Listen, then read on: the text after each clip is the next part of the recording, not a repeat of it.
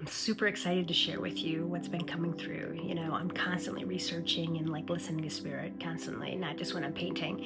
And they kept showing me the Taurus and how it's important and it impacts this next month's painting marches. And I've already kind of shared a video about the importance of the Taurus and blah, blah, blah. But what was so cool about it was it sent me down this rabbit hole of like the electromagnetic field of the earth and how the poles are shifting. And we don't know if they're actually reversing, like because the South Pole goes to the North Pole. There's no evidence of that yet, but there's obviously a lot of scientific evidence around the poles moving. And usually the flipping of the poles takes like 200,000 years, so we're in such a very small time frame of information and research to really know if they're flipping. But like 10 years ago, I got this message that the poles were flipping from spirit and that the South was becoming the North.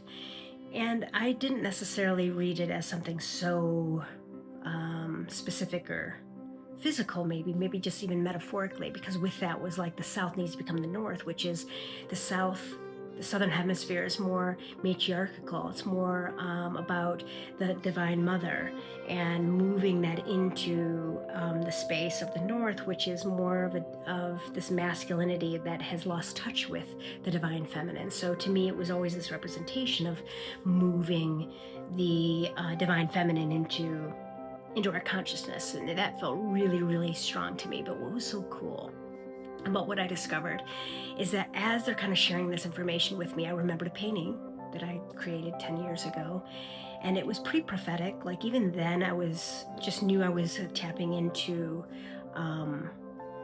the power of the unseen, because I could hear things and I could see things, and I don't know, my job here, I feel like on the planet, is just to stay as open and as aligned as possible, and to bring in this information from God or from the universe, anything aligned with love and light, right?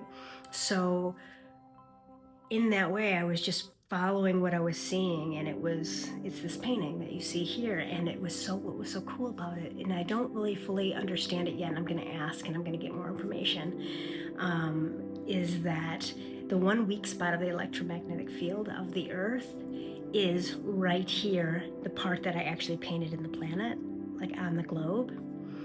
And this was before I even knew that there was like this metaphysical earth star, and here I'm painting it.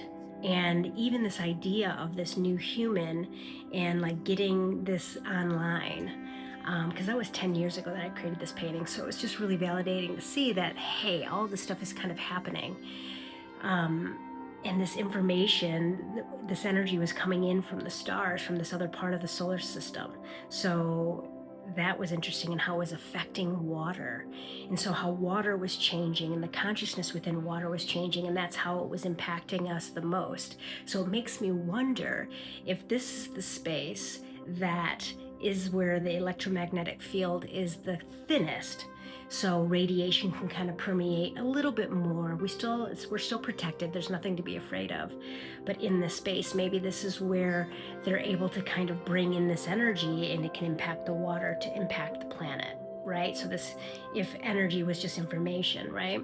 So it's really intriguing to me that like so many years later that it can really show up in such a kind of magical way to just kind of validate. So I'll let you know what I find out when I connect with spirit with those specific questions. So stay tuned.